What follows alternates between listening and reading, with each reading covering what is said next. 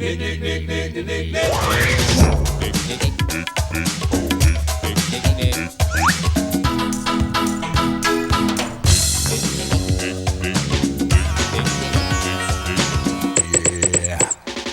it.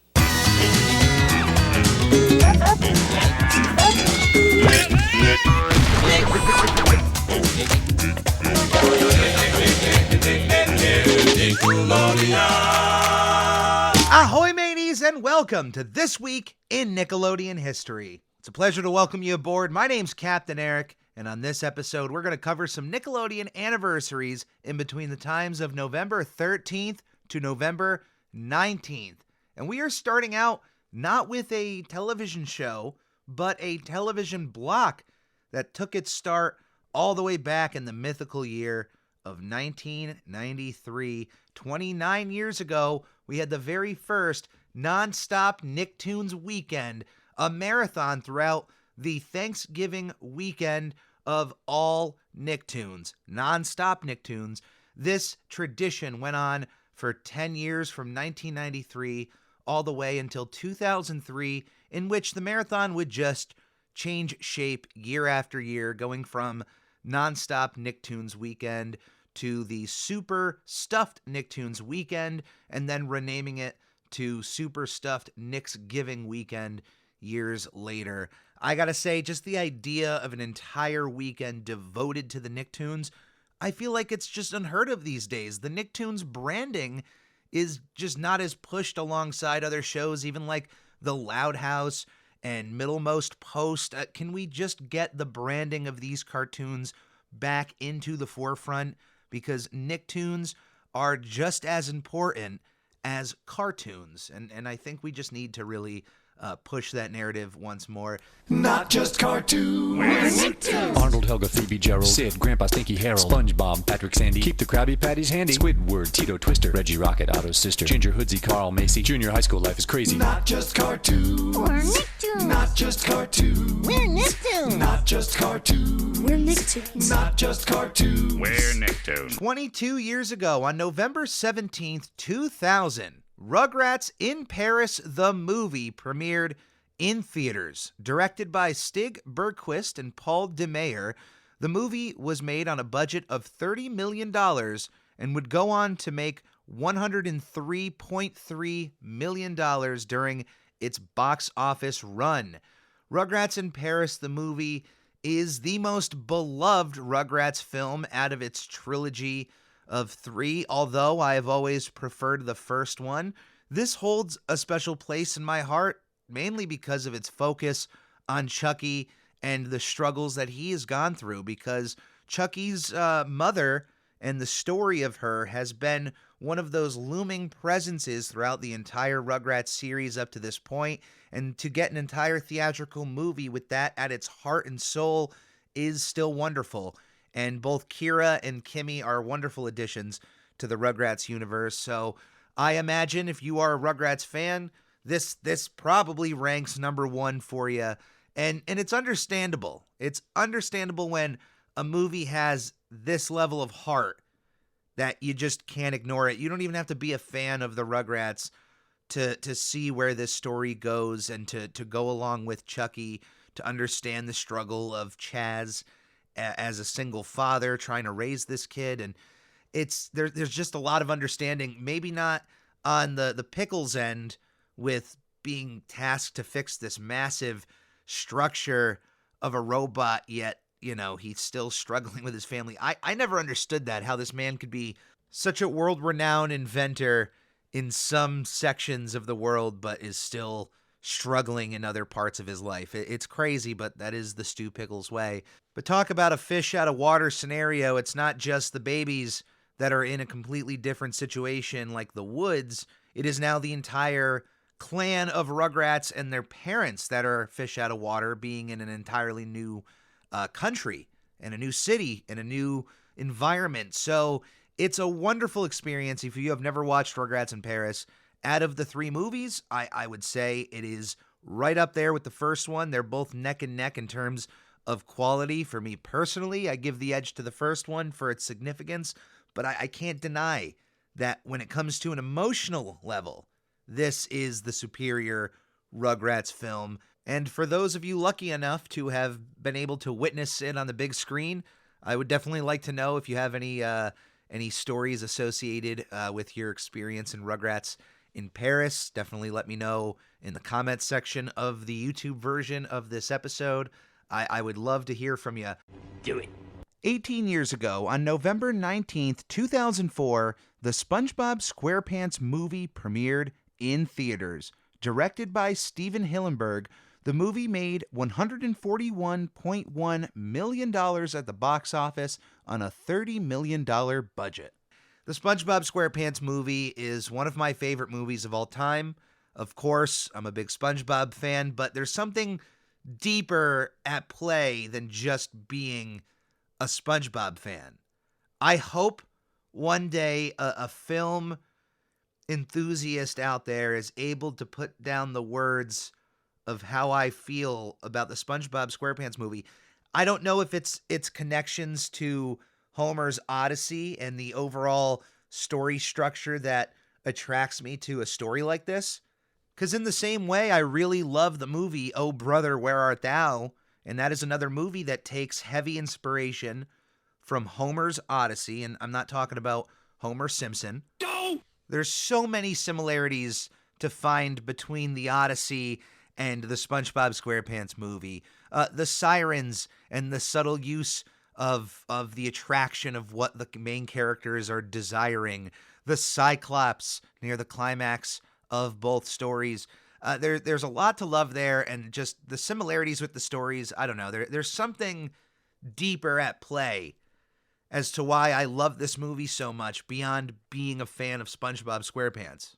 I'm telling you, there's got to be something deeper here than just being a one-to-one fan. I can't explain it, but there's something about the film, its structure, the way it handles its characters, the comedy in it, the beautiful design of the world. It's to this day, and all these years later, it is still my favorite window to see Bikini Bottom through in the SpongeBob SquarePants movie. The way the backgrounds are detailed, the extra bubbles on top of the scene, the theatrical effort that went into designing this movie, its characters, and I've seen it 100 times, and I have no problem watching it 100 more times. It's one of my favorite movies. It sits up there with The Big Lebowski, The Dark Knight, Pulp Fiction. I could go on, and it's crazy to think that even stacking it up against some of the greatest theatrical animated movies of all time, like The Lion King and Aladdin. Yeah, I like the SpongeBob SquarePants movie as much as I love those. It's crazy.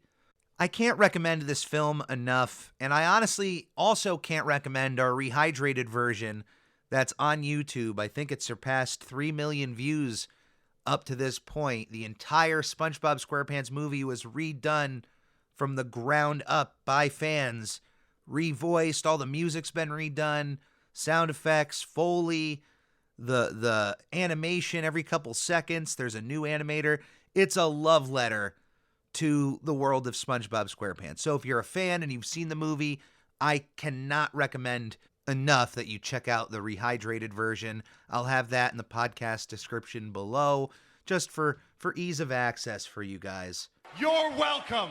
14 years ago, on November 16th, 2008, Rugrats Preschool Days premiered on Nickelodeon, a spin-off of the Rugrats show that takes Angelica, Susie, and Harold and ages them down to preschool. The spin-off also gave an entirely different art style to the world of Rugrats and only ran for 4 different episodes. The Rugrats series was created by Arlene Klasky, Gabar Chupo, and Paul Germain. This spin-off was developed by Monica Piper.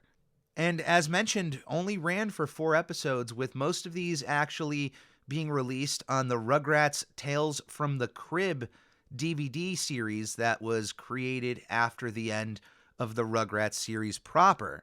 Their decision was to continue the series in different various spin-off forms with this idea that the babies would retell famous fairy tales, and they get to kind of reanimate them and introduce an entire new way of keeping the Rugrats series alive. It's not a bad idea. Scooby-Doo, for a series, has continually made straight-to-DVD movies. It's kind of their history. So I like that the Rugrats tried it, but they only tried 2 of those Tales from the Crib concepts and didn't really expand on it further. As far as the preschool days itself, I really don't have much to say about it. I've tried watching the show once or twice, and the art style is certainly something that you have to see to not to believe. I mean, it doesn't take much to say, hey, they changed it up a little bit, but it's not exactly what you'd expect. It's like they took the style of the Rugrats and just tried changing it enough that it doesn't look like the original show, but that you can still tell it's the Rugrats.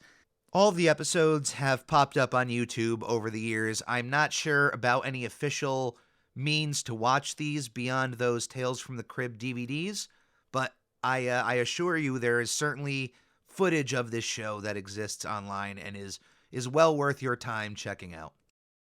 9 years ago, on November 14th, 2013, we had the final episode of Dead Time Stories on Nickelodeon.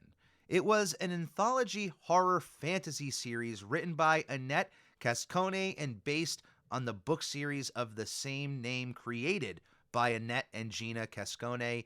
The show ran for 1 season of 11 episodes. 6 years ago, on November 16th, 2016, we had the final episode of All In with Cam Newton, a reality television show hosted by former New England Patriots and current Carolina Panthers quarterback Cam Newton. The show ran for 1 season of 20 episodes. 2 years ago, on November 13th, 2020, The Astronauts premiered on Nickelodeon. Created by Daniel Knopf, the show ran for 1 season of 9 episodes. I love when I get to say this, but history is in the making, as this week in Nickelodeon history, we have a premiere on November 18th, 2022. Blue's Big City Adventure premieres on Paramount+. Blue's Clues' second feature film, although this is being touted in a completely new way, and the graphics and theatrical effort that is going into this means it has the making of being the biggest Blue's Clues movie ever, following Blue's big musical movie all the way back in 2002. The video release in 2000, the premiere on television in 2002. Blue's Big City Adventure follows Blue and Josh leaving whatever storybook world they live in and going into New York City to make it on Broadway. And we have the likes of Steve and Joe joining the fray, making this the must-see crossover movie since Spider-Man No Way Home, to get all 3 of our Blue's Clues heroes in one big movie. And I'm going to check it out. Hopefully it's a fun time and not completely dumbed down to the target Blue's Clues audience, which I understand as kids, but you're presenting this as a bigger movie, and I'm at least going to check it out. I pay for Paramount Plus for something, right? So if you're a Blue's Clues fan, definitely check the movie out. I'm sure at some point down the road, it'll premiere on Nickelodeon proper, as all of the Paramount Plus movies has. But until then, I'm sure it'll stay on the service exclusively. Since we had an episode talking so much about these Nicktoon movies, we had Rugrats in Paris, the SpongeBob SquarePants movie, Blue's Big City Adventure.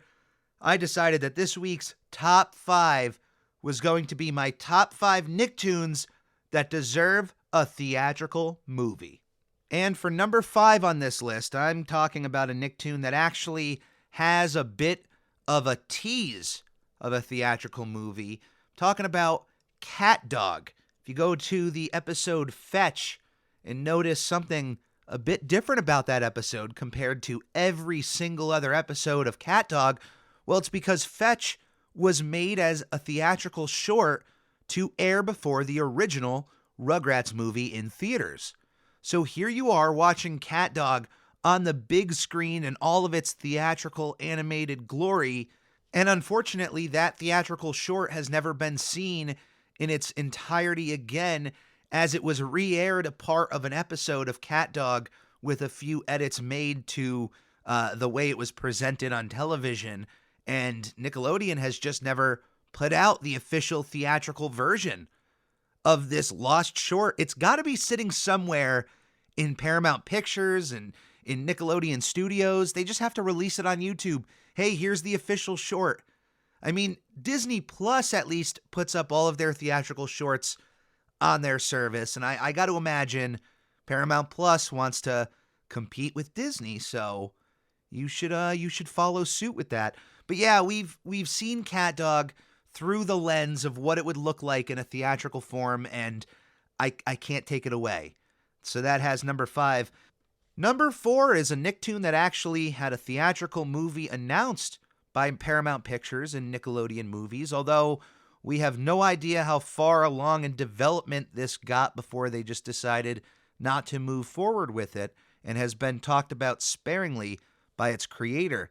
But my choice is The Fairly Odd Parents, one of Nickelodeon's biggest Nicktoons, and it is the biggest Nicktoon to not get a theatrical movie. Can you believe that?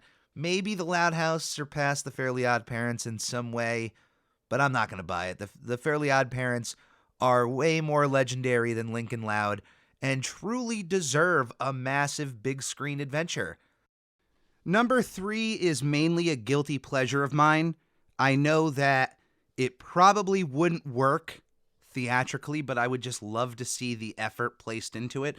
Rocko's Modern Life. I am a massive fan of Rocko, and when Static Cling came out, I watched that movie at least 3 times within 24 hours. It blew me away how they were able to capture that art style and its fluidity in such a way, knowing that they were not using technically the same techniques that they were making the show in, but to go that extra mile to add that level of Rocko, it just blew me away. And I'd love to see what that can be done on a theatrical means with like $30 million or whatever a Nicktoon movie would have to have as a budget to be made in this day and age. But even beyond the art style, just what kind of adult jokes can we get by in a PG movie or what have you? I don't know if it would make it to PG-13 if some of the humor was a bit on the racier end, but I have to imagine that they would try to cut the same loopholes that they were with the standards and practices of Nickelodeon in the 90s. So there would also be a level of intrigue in that aspect of the writing, of going to a new level with Rocko. What does that look like? That's more of a guilty pleasure answer. Number 2, going back into the world of Butch Hartman, number 2 is Danny Phantom, because why not have a massive theatrically animated Danny Phantom movie? Out of all of the Nicktoons, I think the art style that I would love to see the most on the big screen with that level of effort would absolutely be Danny Phantom. And in this day and age of MCU Marvel movies and the spectacles that they create on the big screen, just being able to see what a 2D animated movie would do with a massive ghost battle in just like, imagine the Ghost Zone taking over the world and just having all these ghosts. And could you just see that big screen, that Danny Phantom level of energy and action happening right in front of you? It makes me wonder, why aren't they doing this? But it doesn't top my number 1 idea, because my number 1 idea doesn't exist, and don't let any Wikipedia entry fool you, but I'm talking about Ah Real Monsters, a series that, as far as any research has been made, there was never any indication of a movie being made of the Ah Real Monsters.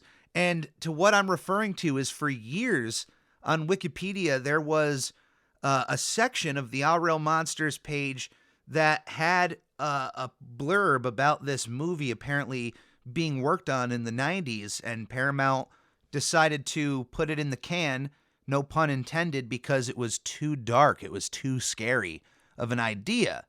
Now, on Wikipedia, you can't just write whatever you'd like and keep it up there as fact. You have to cite where you're getting your information from. And the citation for this apparent movie information was to a book that was just printing Wikipedia articles. That was it. It was citating itself as fact. And I had a bit of a war with whoever kept putting this up as fact, as there was literally no information that can be found that Paramount at any point in time in the 90s was actively developing a movie of Our Real Monsters.